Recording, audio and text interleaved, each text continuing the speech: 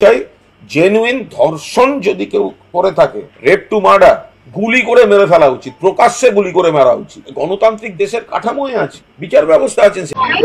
মুখ্যমন্ত্রী বলছেন মেয়েরা কেন রাতে বেরোবে, তাহলে রাজ্যের অবস্থা কি? এটা মহিলা মুখ্যমন্ত্রী। রাত দখল কেন হয়েছিল অভয়াকাণ্ডের পরে? রাস্তা দখল কেন হয়েছিল? তাহলে এখনো তার জায়গা আছে। তাহলে এই দক্ষিণপন্থীদের উত্থান হওয়া মানে হচ্ছে মেয়েদেরকে ঘরে ঢুকিয়ে দেওয়া।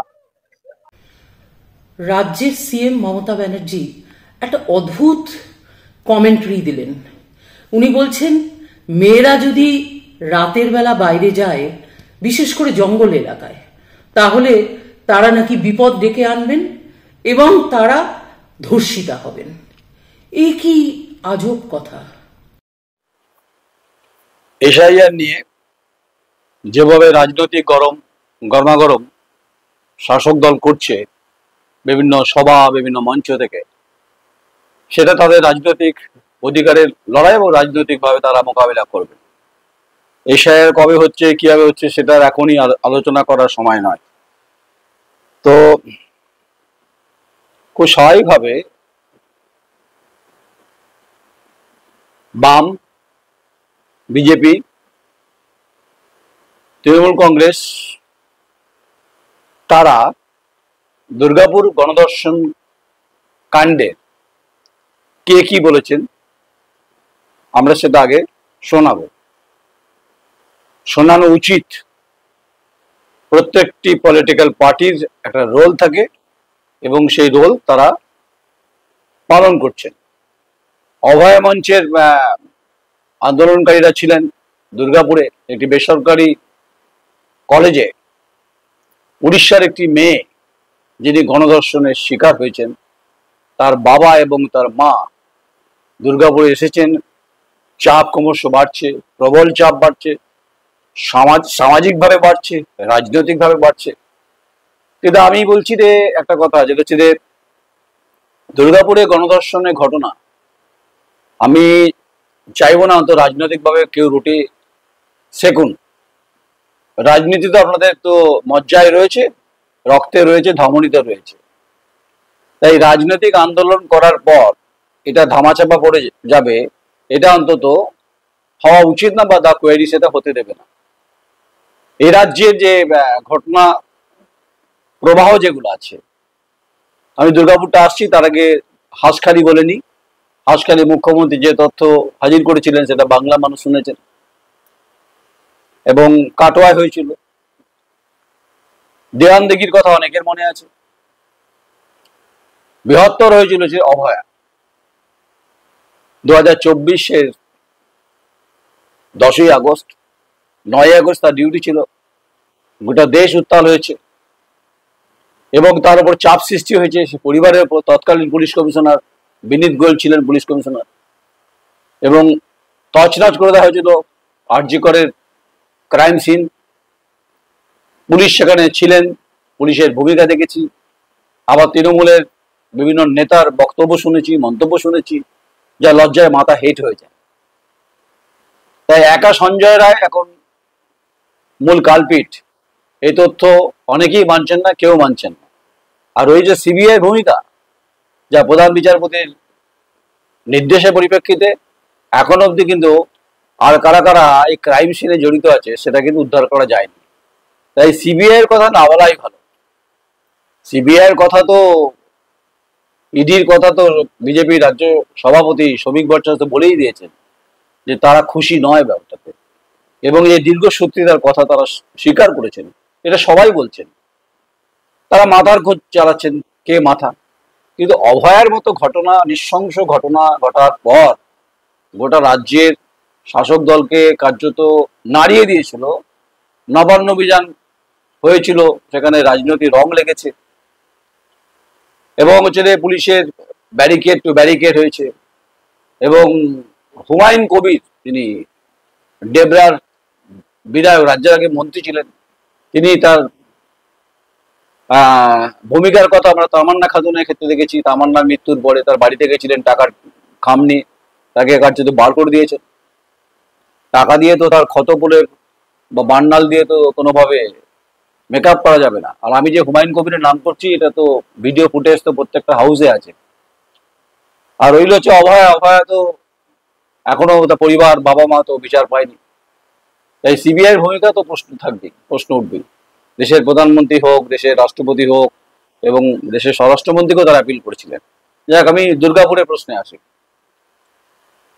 দুর্গাপুরকে যদি আমরা একটু বর্ণনায় ব্যাখ্যা করতে চাই, দুর্গাপুর অবশ্যই স্বাদের স্বপ্নের ডক্টর বিধানচন্দ্র রায়ের তৈরি। আমরা এক সময় বলতাম, এখনো বলি, বারবার বলি, বলার চেষ্টা করি যে দুর্গাপুর উইল বি ফিউচার রুর অফ ইন্ডিয়া। এবং এখন সেই দুর্গাপুর মলিনতায়, অস্পষ্ট সীমারেখা, আবছা আলোতে ভরে গেছে। দুর্গাপুর কর্পোরেশন গাছ কাটছে, দেখছিলাম। ওখানে নাকি লাইটের স্পষ্ট আলো পৌঁছায় না।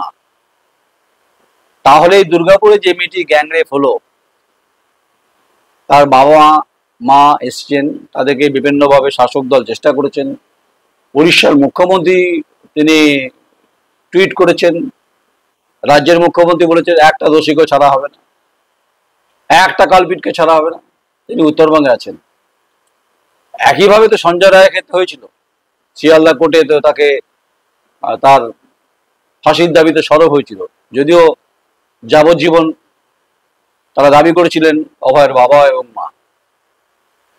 ইতিমধ্যে কুণাল ঘোষের বক্তব্য শুনেছেন আপনারা, এই ধরনের ঘটনাকে গুলি করে মেরে দেওয়া উচিত।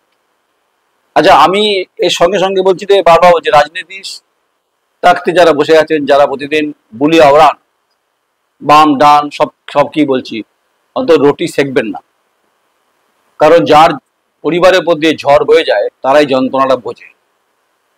খুব স্বভাবতই ভাবে এটা প্রতিবেদন হওয়াটা উচিত। এবং আমি দুদিন ধরে গোটা বিষয়টা দেখছিলাম। আমার পাশের জেলা এবং শিল্পাঞ্চল, যে শিল্পাঞ্চল একসময় আলোচনার মধ্যে ছিল, শিরোনামে ছিল, শিল্প নিয়ে আলোচনা হতো, কিন্তু একটি বেসরকারি নার্স মেডিকেল কলেজে সেখানে ঘটনার উত্তাপ ক্রমশ উড়িষ্যা পর্যন্ত, ভুবনেশ্বর পর্যন্ত পৌঁছেছে।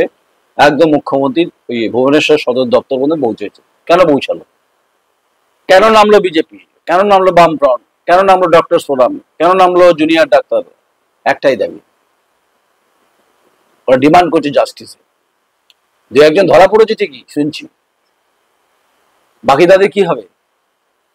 তাহলে এই পশ্চিমবঙ্গে যে সুনাম শ্রীবৃদ্ধির ক্ষেত্রে বারবার করে আমরা বলি না, দুর্গাপূজা আমাদের কাছে ইউনেস্কো আমাদেরকে দিয়ে আমরা পেয়েছি, ইউনেস্কোর স্বীকৃতি পেয়েছি। দুর্গাপুজোর কাটতে কাটতে কেটে গেছে, লক্ষ্মী পুজো হয়ে গেছে। তার মধ্যে এই ঘটনা, এই দুর্ঘটনা, এই ঘটনা আমাদের সমাজ জীবনকে সত্যি নাড়িয়ে দিল কি? নিশ্চয়ই নাড়িয়ে দিয়েছে। তো এই কথাটা তো আরেকটা কথা খুব বিখ্যাত, যেটা আমরা বারবার বলি, যে Bengal things today, Delhi things tomorrow. এটা প্রায় তৃণমূল কংগ্রেস, শাসক দল, বিরোধী সবাই বলে।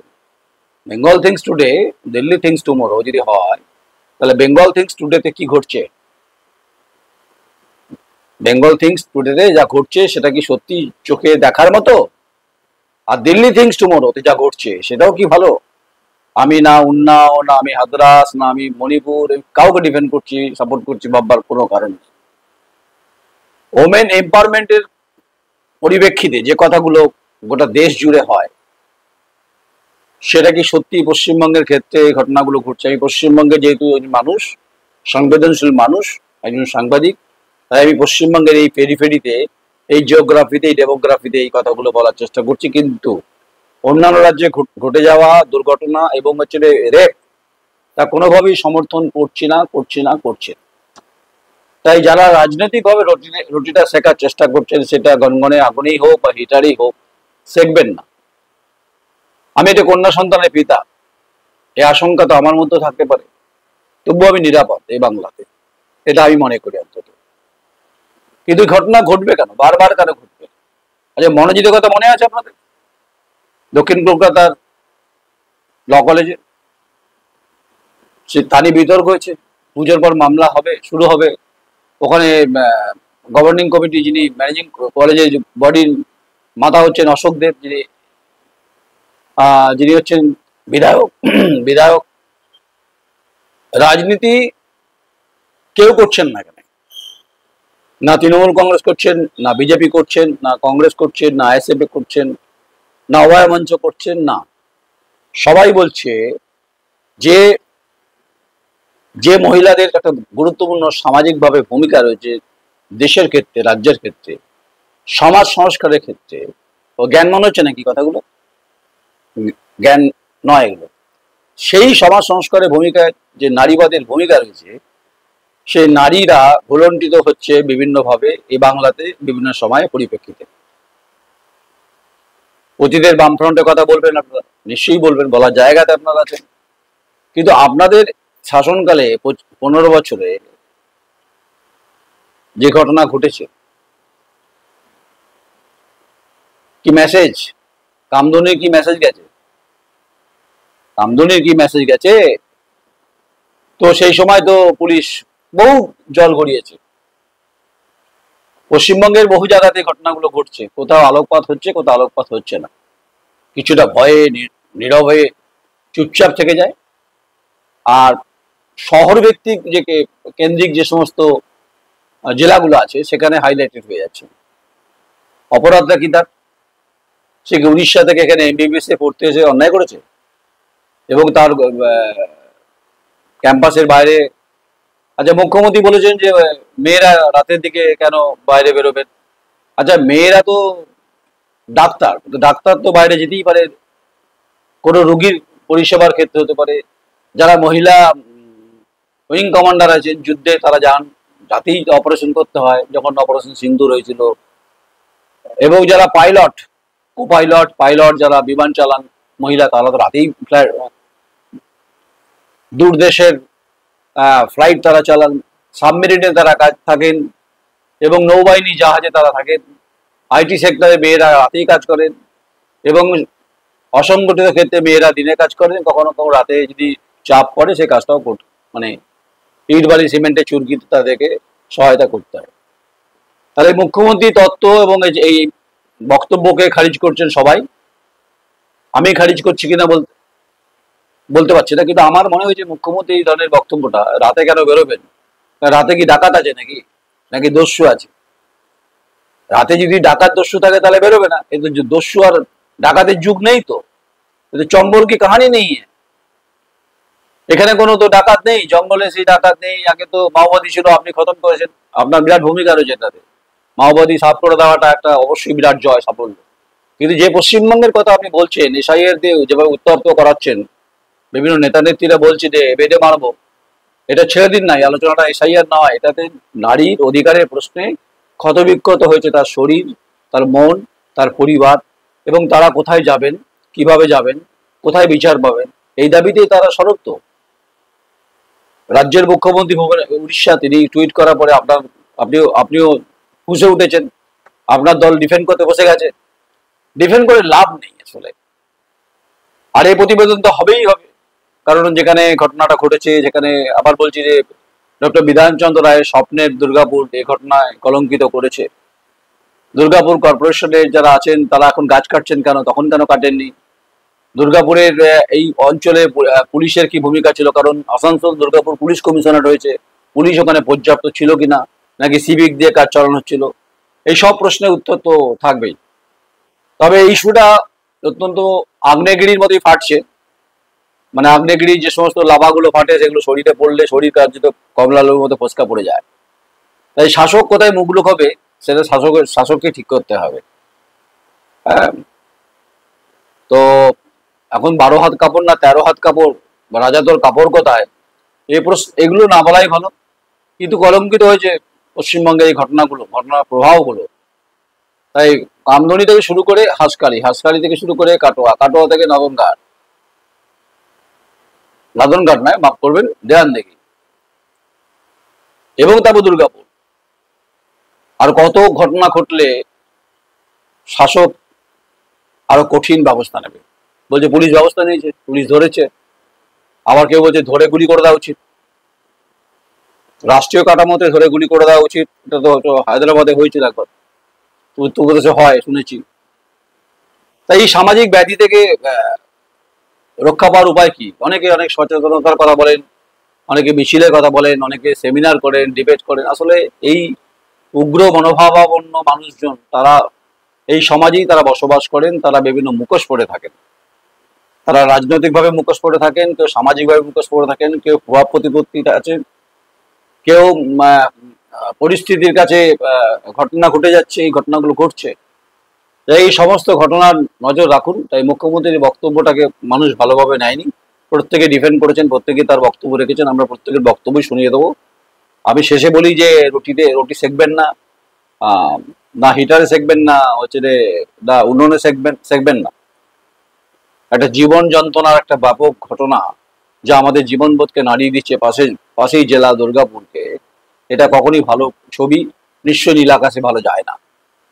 এখান থেকে কিভাবে ওভারকাম করবেন, কিভাবে শিক্ষা নেবেন, সামনে নির্বাচন অলরেডি তাতিয়ে দিয়েছেন এসআইআর নিয়ে।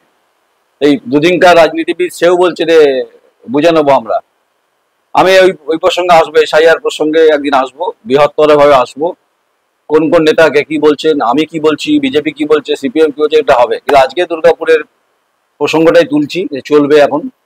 আর অনেকে বলবেন যে আজকে কেন বলছেন, অবজারভেশনটার মধ্যে ছিলাম। কমেন্টস করবেন, লাইক করবেন, মতামত দেবেন। এরকম কোনো ঘটনা ঘটলে ইনবক্সে অন্তত জানাবেন আমাদের। লাইক তো করা উচিত। সমাজ জীবনের এই গুরুত্বপূর্ণ ব্যাধির কথা যখন বলছি, তো লাইক, একটা সাবস্ক্রাইব, যা আমাদের আগামী দিনের লক্ষ্যে অন্তত পৌঁছতে সাহায্য করবে বলে আমি মনে করি। The query, THEQUIRY। নমস্কার, আমি নয়ন রায়।